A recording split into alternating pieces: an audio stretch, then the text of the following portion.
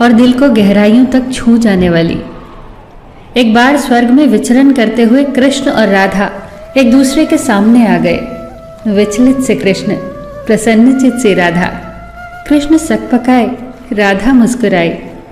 इससे पहले कि कृष्ण कुछ कह पाते, राधा बोल उठी, कैसे हो द्वारिकाधीश। जो राधा उन्हें कान्हा कान्हा कहकर बुलाती थी, उसके मुख से द्वारिकाधीश का संबोधन कृष्ण को भीतर तक घायल कर गया। फिर भी किसी तरह अपने आप को संभाल लिया उन्होंने और बोले राधा से, मैं तुम्हारे लिए आज भी वही कान्हा हूं। तुम तो मुझे द्वारिकाधीश मत कहो। आओ बैठते हैं। कुछ मैं अपनी कहता हूं, कुछ तुम अपनी सुनाओ।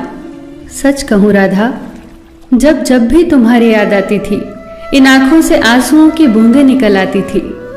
राधा बोली, मेरे साथ ऐसा कुछ नहीं हुआ।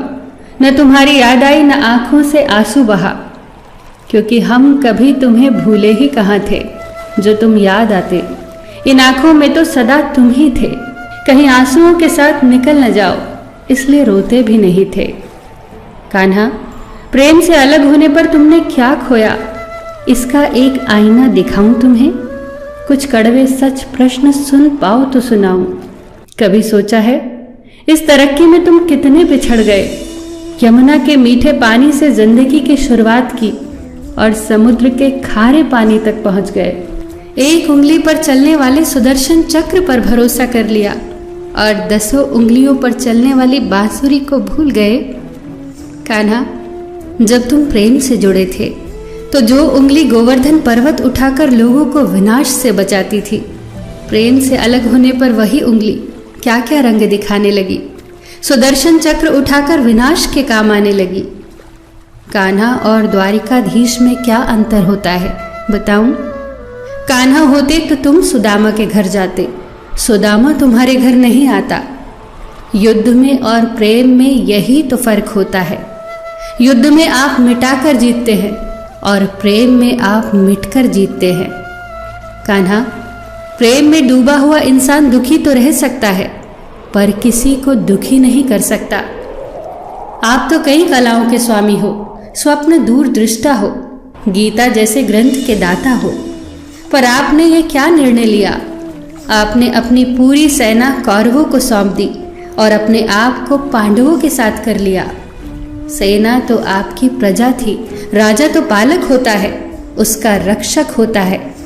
आप जैसे महाज्ञानी उस रथ को चला रहे थे जिस पर बैठा अर्जुन आपकी प्रजा को ही मार रहा था। अपनी प्रजा को मरते देख आप में करुणा नहीं जगी, क्योंकि आप प्रेम से शून्य हो चुके थे। आज भी धरती पर जाकर देखो, आपकी द्वारिकाधीश वाली छवि को ढूंढते रह जाओगे।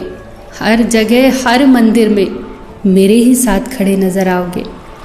मैं जानती हूँ कान्हा, लोग गीता के ज्ञान की बात करते हैं, उसके महत्व की बात करते हैं, पर धरती के लोग युद्ध वाले द्वारिकाधीश पर नहीं, प्रेम वाले कान्हा पर भरोसा करते हैं।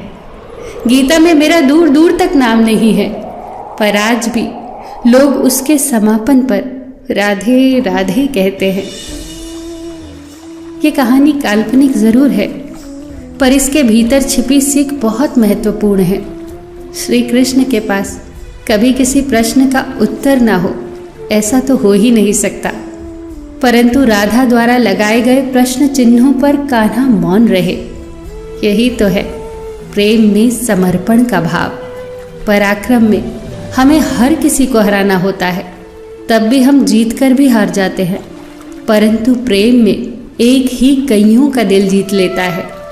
सही कहा है कि छोटी सी उंगली पर पूरा गोवर्धन पर्वत उठाने वाले भगवान श्री कृष्ण छोटी सी बांसुरी को दोनों हाथों से पकड़ते थे। फिर मिलेंगे दोस्तों अगली कहानी के साथ। तब तक के लिए अपना ख्याल रखना और हमेशा मुस्कुराते रहना।